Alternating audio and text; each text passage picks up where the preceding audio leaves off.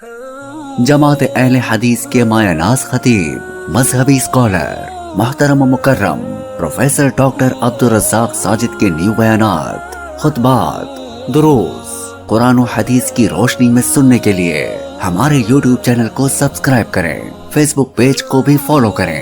بارک اللہ فیکم۔ اللہ تعالیٰ سے اگر بندہ مخلص ہو کے مدد طلب کر لے تو میرا رب اس بندے کے لیے جنت کی راہیں آسان کر دیتا ہے۔ اور یاد رہے کہ جنت کے لیے جو چیزیں اللہ نے مشروط رکھی ہیں ان میں سب سے پہلی چیز بندگی ہے۔ بندگی انسان کے لیے دنیا کا سب سے بڑا تحفہ ہے، اور اسی چیز کو دیکھنے کے لیے اللہ تعالیٰ نے وما خلقت الجن والانس الا لیعبدون، کہ جنوں انسانوں کو بنانے کا مقصد یہ تھا کہ یہ میرے بندے بن کے زندگی گزاریں تاکہ میں باقی مخلوقات کو دکھاؤں اور فرشتوں کو بھی دکھاؤں جو یہ کہتے تھے کہ یہ صرف خون خرابہ کریں گے، یہ ایک دوسرے کو قتل کریں گے، فساد برپا کریں گے، تو میں ان کو دکھاؤں کہ میرے بندوں کو دیکھو، زمین میں میری خلافت کو سنبھالنے والوں کو دیکھو، ان کی آپس میں محبتیں، میری اطاعت اور فرما برداری دیکھو۔ انہوں نے کچھ بھی نہیں دیکھا، نہ جنت نہ جہنم نہ مجھے، مگر کس ذوق اور شوق سے میرے ساتھ جڑے ہوئے ہیں۔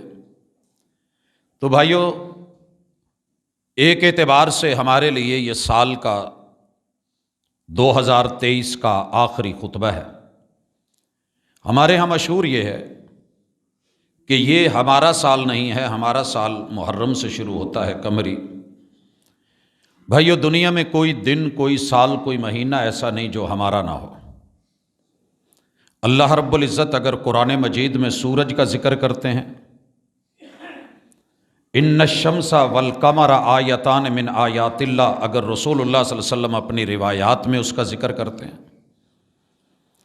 اور اس کے حساب و کتاب کے تذکرے اللہ نے ذکر کیے ہیں، اور سورہ شمس پوری کی پوری اسی نام پہ اللہ نے قرآن میں اتاری ہے، اور سورہ قمر بھی، تو یہ دونوں ہمارے ہیں۔ یا تو پھر مناپلی ختم کریں، بالکل کلیئر کٹ ہوں کہ پورا سال ہم نے تاریخ اسلامی کی رکھنی ہے، وہ تو ہمارے دوستوں کو شاید پورے 12 مہینوں کے نام بھی نہیں آتے، ترتیب بھی نہیں آتی۔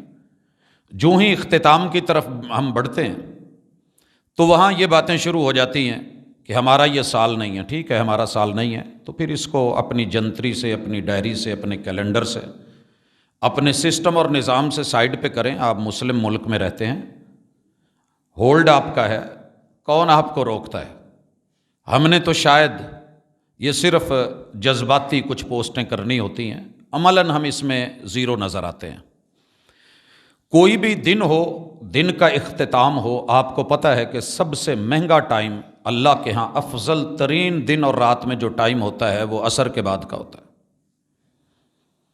کیونکہ زندگی کی شام ہو رہی ہے، دن ڈھل گیا ہے، جوانی زوال پذیر ہو گئی ہے، اور فرشتوں کے تبدیل ہونے کا ٹائم ہے۔ انسان اپنی کمی بیشی کو دیکھے کہ میری زندگی کی ایک اور اکائی ختم ہو گئی ہے۔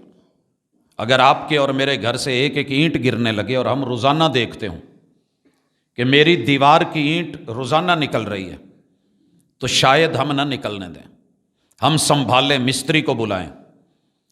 لیکن ہم اس بات پہ خوش ہوتے ہیں کہ میں ماشاءاللہ 20 سال کا، 21 کا، 30 کا، 40، 50، 60 کا ہو گیا ہوں۔ تو معذرت کے ساتھ اگر آپ 59 سے 60 کے ہو گئے ہیں تو 366 اینٹیں آپ کی دیوار حیات سے گر چکی ہیں۔ اب یہ گر کے ضائع ہوئی ہیں یا کہیں کام آ گئی ہیں، یہ ایک الگ پہلو ہے۔ اگر میرا اور آپ کا ہر دن عصر ہوتے تک سنبھل گیا ہے